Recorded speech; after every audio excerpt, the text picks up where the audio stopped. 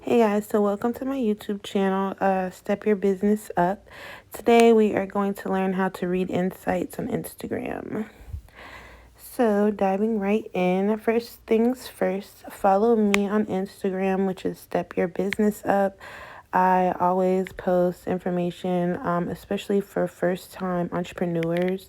My thing is breaking the generational curse. So if you're a first-time business owner, make sure and follow me so you can get all the tips and tricks on that. So we are pretty much going to talk about how to read the insights on Instagram. So if you have not switched your page over into a business page on Instagram, then you'll need to do that first before you can read the insights. So there goes insights. So when you initially click on it, you'll see recent highlights. And then right under that, you'll see accounts reached, content interactions, and total followers. All of this information is going to make up your overview on your dashboard for your insights. So I am picking 7 days. You can either pick 7 days or 30 days, depending on how long you've had your business page up for and how long it's able to collect the information. So I'm going to do 7 days just to make things simple. So let's dive right in and talk about the accounts reached. It's also good to note that we are comparing last week to this week. So when you see plus 99.6%, that means it's up 99.6% from last week. So in the beginning, you can see that I have reached 1941 people. It also is going to tell you on the days that you actually reached those people on and which day was the highest versus the lowest. And that does have something to do with you posting or not posting as well. Right below it, you can see the impressions. Impressions are how many times your picture scrolls across someone's screen. So as a good note, one person can have 5 impressions if they scrolled past your picture 5 times. Also, looking down, you have your top posts. If you actually tap on See All, your pictures will range from highest reach to lowest, and that helps when deciding what ad or which picture to promote and make an ad. Moving right along to content interactions. So this is going to be your interactions throughout the entire week. It says that I am up 463%, and that's because I've been engaging more with people. But it's going to give you all of them. So my total likes, comments, saves, shares, any HGTV responses.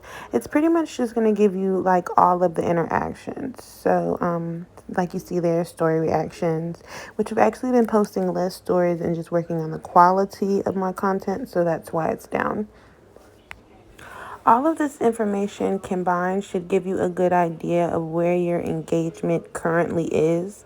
So a rule of thumb to me is I like to keep it at 10%. Like if I have 5,000 followers, I want 500 likes. I want, 50 comments. I keep it 10% of the likes, and so on, if you guys kind of get where I'm going with that.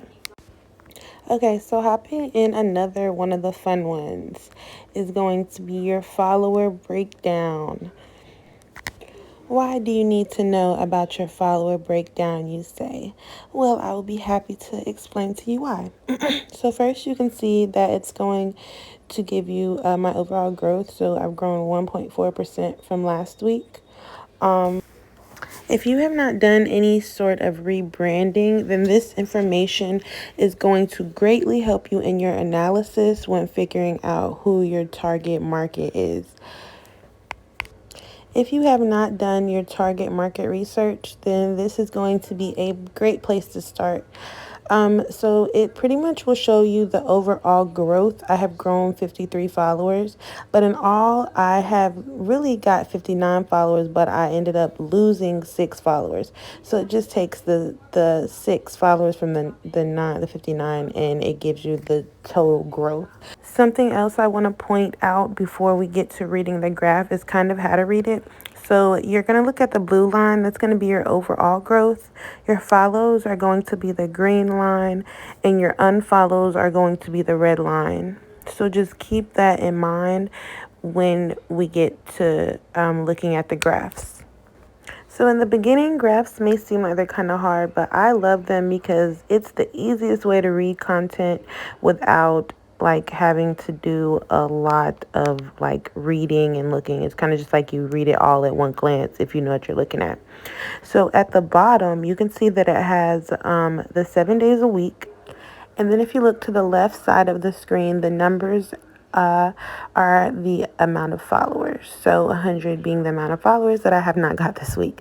But okay, so let's follow the green line, for instance. You see the green dot is currently above the W, which is for Wednesday.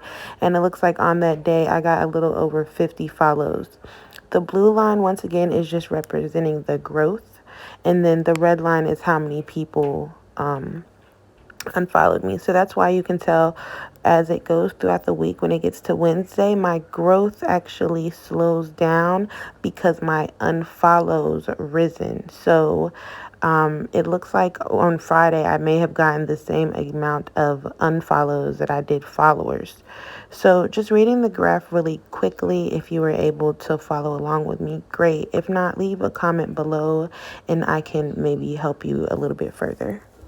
The easiest way to use this information to your advantage is to figure out what your followers like, what your followers don't like, what helps you gain followers, and what might make your followers unfollow you. A really good way to track your marketing efforts is to try a different marketing technique either every week or every other week and see how your numbers fluctuate. Really quickly, I want to touch on locations. This will help you decide where you need to put your ads or paid promotions at, just because you'll see kind of where most of your following is.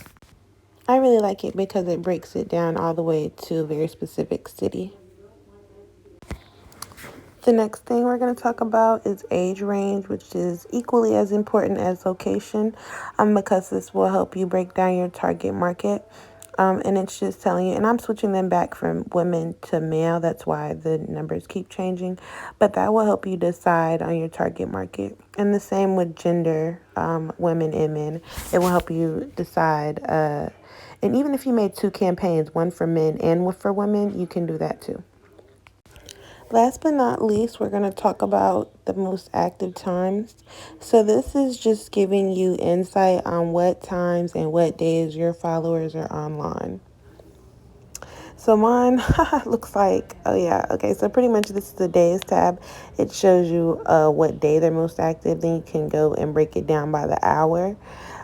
So this will help you in determining what is the best times to post. Yay! Congratulations to you all for making it to the end. Make sure to like and subscribe and comment below if you have any questions. Thanks, guys.